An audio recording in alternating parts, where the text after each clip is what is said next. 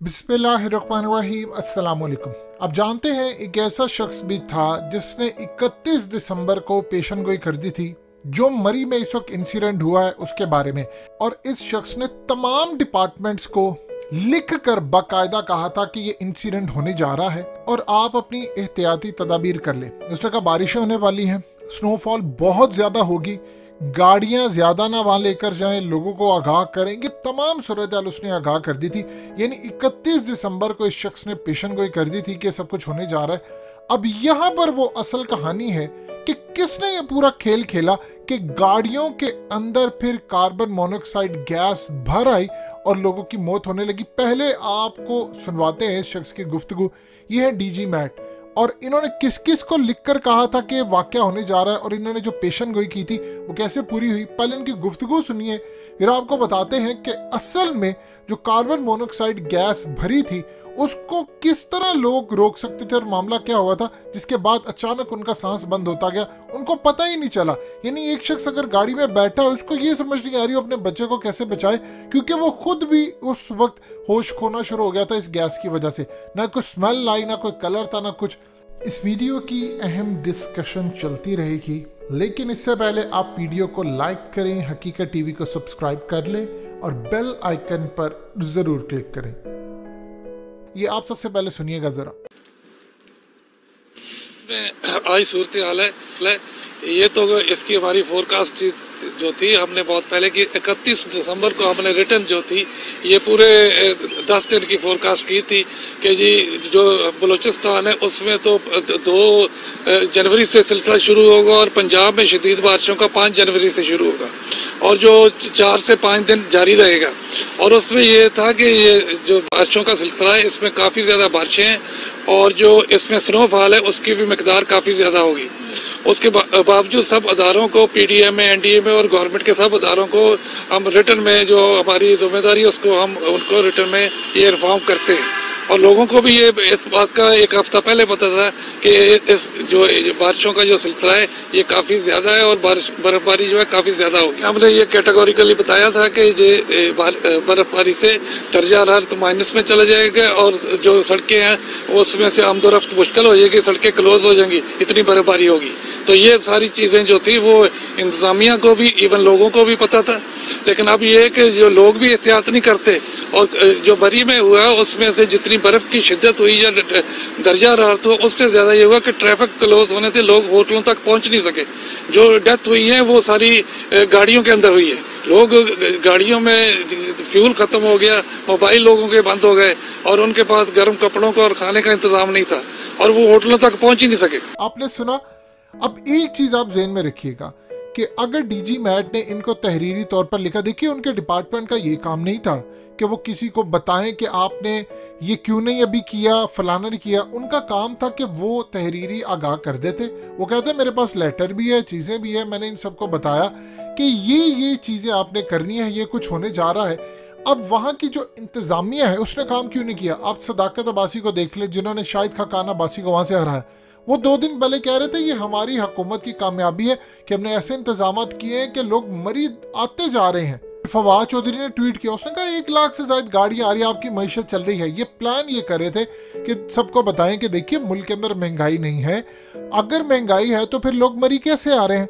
अब असल में सूरत हाल ये होती है कि जब स्नो पड़ना शुरू होती है तो 2 फुट स्नो जब पड़ती है या उससे पहले तो आपकी मशीनरी होती है एक्टिव, आप साथ साथ वहां से साफ करते जाते हैं।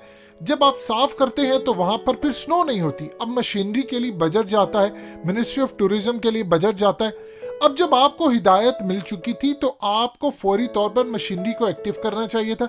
आपको फौरी तौर पर देखना चाहिए था कि उन्होंने कहा है कि इतनी बर्फ पड़ेगी तो आप इतने दिन तक स्टे कर सकते हैं, इतने दिन तक इतनी गाड़ियां आ सकती है। आप पहले आगाह कर दें होटलों को और वहां से जब टोल प्लाजा से चीजें आगे जा रही थी तो आपको कहना चाहिए था कि इतनी गाड़ियां जा सकती हैं, इतनी नहीं। अब आप सब कुछ उठाकर अवाम के ऊपर डाल देते। आप बताइए आपके मुल्क में और टूरिज्म क्या है? अब कराची में चले जाए, आपको एक ऐसी स्पॉट नजर नहीं आएगी जहां पर आप अपनी फैमिली के साथ खुशबाज जा सकते हैं। आप दुबई में देख लें, आपको दुबई में बेशुमार चीजें नजर आएंगी। जितना कराची है उतना दुबई है। आप दुबई के अंदर यू नेम इट, आप लिखते जाएं, आपको समझ नहीं आएगी आज किधर जाऊं, उधर जाऊं या इधर जाऊं।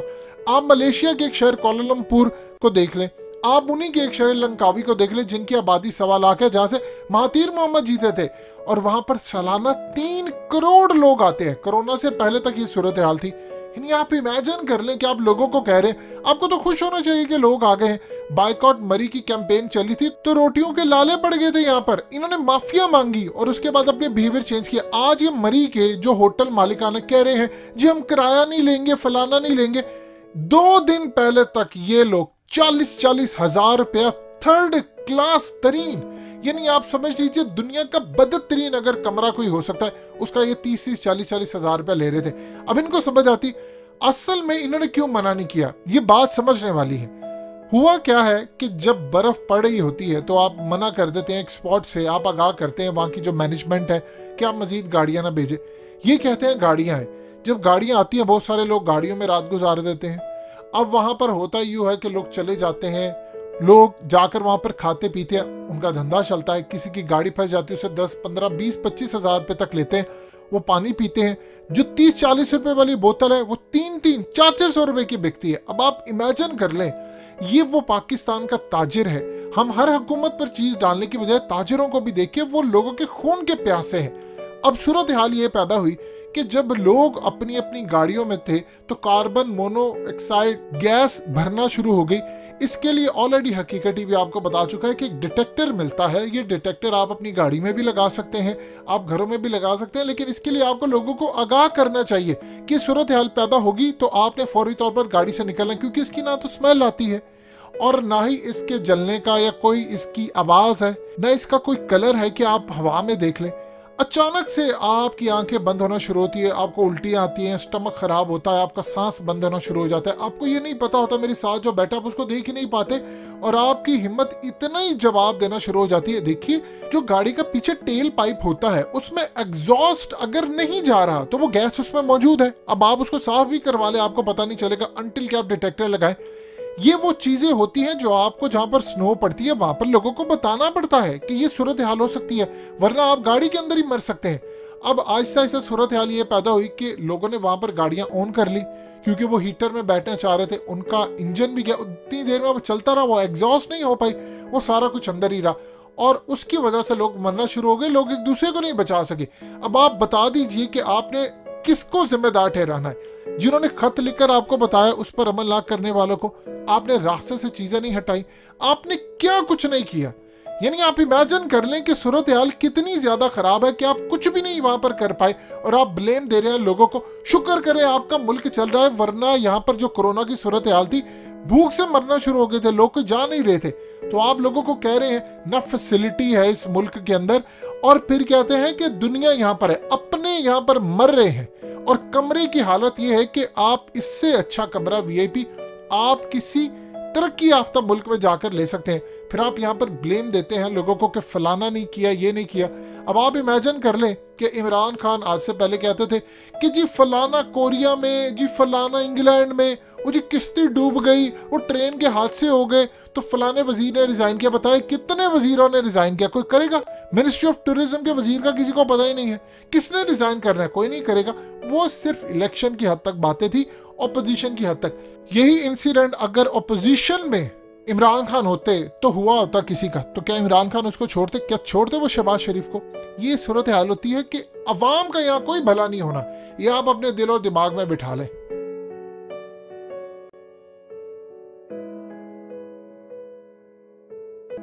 हकीकत टीवी को सब्सक्राइब करना मत भूलें, वीडियो को लाइक करें, शेयर करें और कमेंट सेक्शन में अपनी राय का इजहार जरूर करें।